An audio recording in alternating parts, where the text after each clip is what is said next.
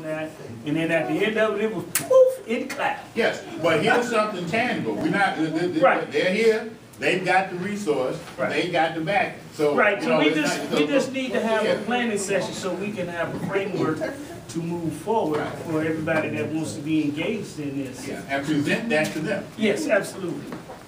My name is Charles Sutton. I'm sorry I was late, but I had to fill in for my boss at another meeting, which was a real interesting thing. And as far as applications or people having a motivation to start using computers and other advanced information technologies, just look at the problems in the neighborhoods, all across the city, all across the country. The graduation rates for minority kids is terrifying, because if you don't graduate from high school, you don't go to college, you go to prison, you go to some, you know, and so part of what technology enables us to do is to craft solutions to a variety of problems. One of the things that's happening in especially the Black and Latino communities is there's an escalating rate of kids being diagnosed as ADHD, where they can't pay attention in school, they're not learning. If you can't pay attention, if you can't remember what was said, you can't pass the test. End of the story. So one of the things that happened about 30 years ago was NASA and Department of Defense were having a problem with pilots and astronauts who had difficulties paying attention over long periods of time. And that's real serious, because when you're in geosynchronous orbit or you're flying a jet fighter, you can't afford to have lapses in attention. You can't get off and take a bus home. So what they came up with was sort of like old science fiction, where they had this helmet that they wore and they attached electrodes to their brain, trying to figure out what was really involved in attention. And so what came out of that was a program that worked. It gave them, you know, significant increases.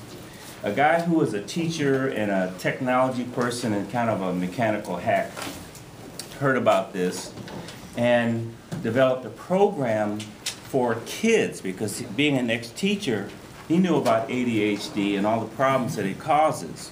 And so that organization and other organizations, generally based in neurological research, pursued this same angle. And so there are dirt cheap programs out there that run on PCs, they run on Macs, and what they essentially did was to adopt a video game format where, and I'll give you a brief example, for attention, which is the main thing. You start off with a screen, looks like an aquarium, and you get to pick, the kid gets to pick a diver or a fish, take your pick. And then there's no joystick for this part. There is no joystick. What happens is there's a little device that sits on the arm, about the size of a cell phone, with Velcro, and it's monitoring their brain activity. So they have to learn to control that fish or that diver strictly with their brain, with their consciousness.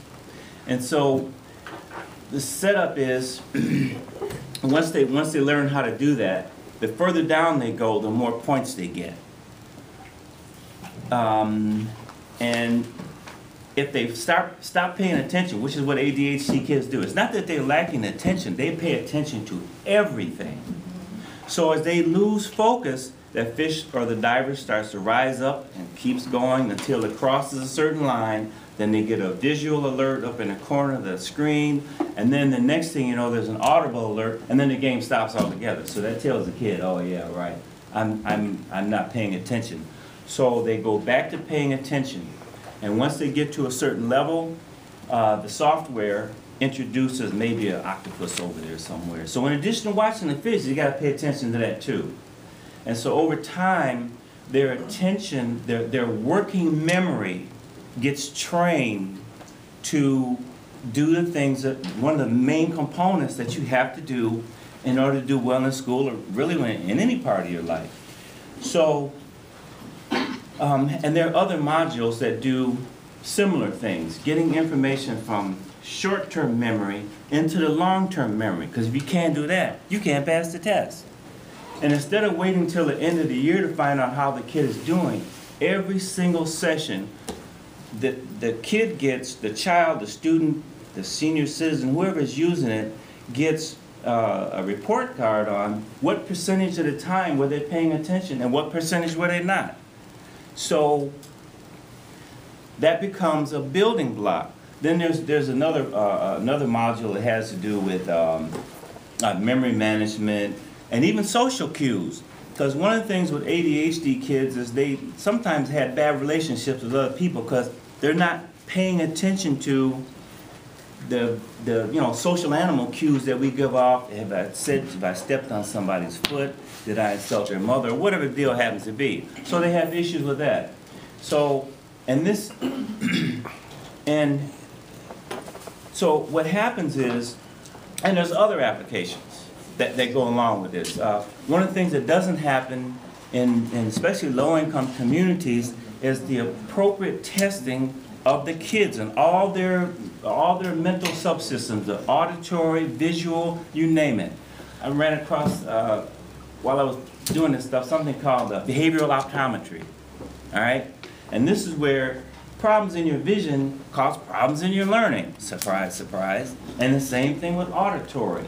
So these systems, some of the systems are, you can't even get, we couldn't buy them. You'd have to be working with a psychiatrist or a psychologist or somebody who's trained in that sort of thing. Because it tests their entire perceptual apparatus. And it's dirt cheap.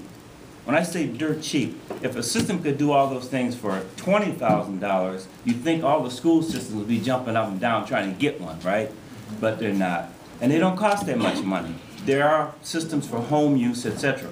But as far as applications to bring people to a computer, not just to, oh, this is a mouse, etc. But I have a problem I'm trying to solve. My kid is failing in school. They're giving them drugs. Ritalin prescriptions are tracking the number of kids that are being diagnosed as ADHD. And the outcome for Ritalin, some people it seems to help them, but for the vast majority of them, it really doesn't. So that's an application that I think almost anybody can relate to.